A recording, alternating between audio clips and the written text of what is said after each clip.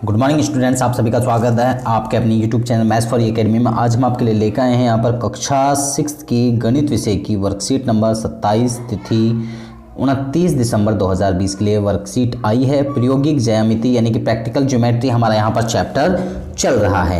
आगे यहाँ पर भूमिका, बच्चों आपने ज्यामिति बॉक्स जरूर देखा होगा, यानी कि जिसको ज्योमेट्री बॉक्स कहा जाता है। आइए ज्यामिति बॉक्स के उपकरणों के बारे में जानें और उनका प्रयोग करें। यानी कि जो आपका ज्योमेट्री बॉक्स होता है उसमें क्या क्या सामान होता है और उस सामान का प्रयोग कहाँ पे होता है। तो यहाँ पर अब हम आपको एक एक चीज़ के बारे में यहाँ पर बताएंगे, उसका नाम क्या है, उसका काम क्या है, वो सारी चीज़ें यहाँ पर बताएंगे। उपकरण यानी कि जो चीज़ है वो क्या है।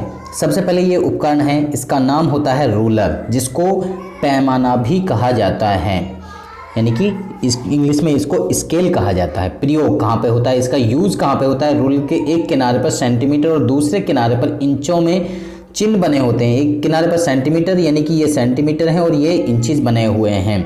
रूलर का प्रयोग हम रेखाखंड खींचने या उसकी लंबाई मापने में करते हैं। आगे यहाँ पर ये है हमारा, ये जो आकृति दिखाई दे रही है किसकी है, यानी कि प्रकार की है। इसमें यहाँ पर ये पेंसिल लगी हुई है, ये लोहे की नोक है। इसमें प्रकार के दो सिरे होते हैं, एक सिरा नुकीला होता है, दूसरे सिरे पर पेंसिल रखी जाती है। प्रकार का प्रयोग हम चाप और वृत्त खींचने में करते हैं, यानी कि किसी सर्कल को खींचने में और आर्क लगाने में हम इसका उपयोग करते हैं। आगे यहाँ पर डिवाइडर है। डिवाइडर ये आकृति जो है इसे, यानी कि जिसमें दो नुकीली कील होती हैं। डिवाइडर के दो नुकीले सिरे होते हैं। इसका प्रयोग लंबाइयों की तुलना करने के लिए किया जाता है, यानी कि दो चीज़ों को कंपैरिजन करने के लिए किया जाता है। यानी कि दो लंबाइयाँ दी गई हैं, उनको उनमें से कौन सी छोटी है कौन सी बड़ी है उसको तुलना करने के लिए डिवाइडर का प्रयोग किया जाता है, जो हम यहाँ पर इससे प्रकार के द्वारा भी कर सकते हैं। इसकी कोई इतनी ज़रूरत नहीं होती है, हम प्रकार के माध्यम से भी उसको हम यानी कि माप सकते हैं। आगे यहाँ पे अगला है सेट स्क्वायर। सेट स्क्वायर क्या होते हैं? सेट स्क्वायर होते हैं यानी कि दो ट्राइंगल्स बने होते हैं। ये ट्राइंगल्स जो होते हैं, अगर इनकी आप बात करें तो यहाँ पर ये वाला सेट स्क्वायर है, इसमें ये एंगल 45 का बनेगा, ये भी 45 का बनेगा और ये 90 का बनता है।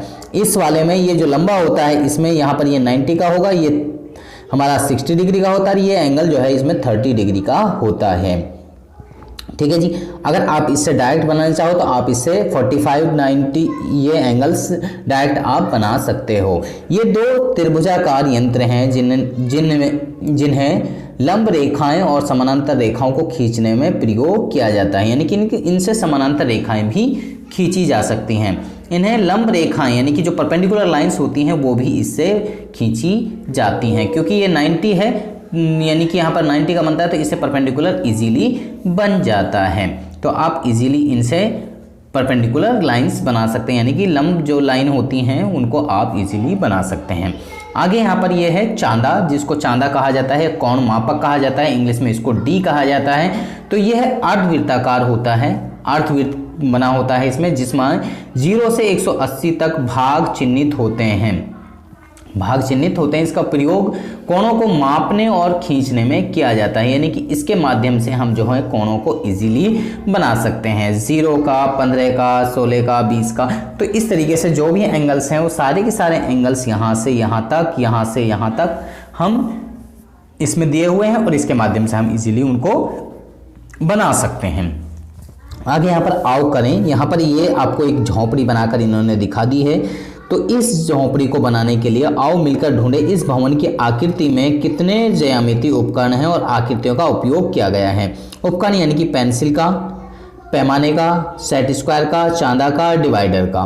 तो यहाँ पर आकृति यानी कि जो ये हमारा ये पेंसिल बन रही है, इसको अगर मैथमेटिक भाषा में कहें तो ये जो हमें नज़र आ रही है किरण, पैमाना आयत या इसको रूलर भी कहा जाता है, सेट स्क्वायर आयताकार, चांदा अर्धवृत्त और डिवाइडर यानी कि त्रिभुजाकार यहाँ पर बना हुआ हमें नज़र आ रहा है। तो ये हमें ये रिप्रेजेंट कर रहा है और इनसे क्या क्या रिप्रेजेंट हो रही है, कुंडी को रिप्रेजेंट कर रहा है, ये छत को, ये खिड़की को, ये रोशनदान को। तो इस तरीके से इन चीज़ों को ये हमें डिपेंड यानी कि दर्शा रहा है, किस चीज़ को क्या चीज़ दर्शा रही है वो हमने यहाँ पर बता दिया।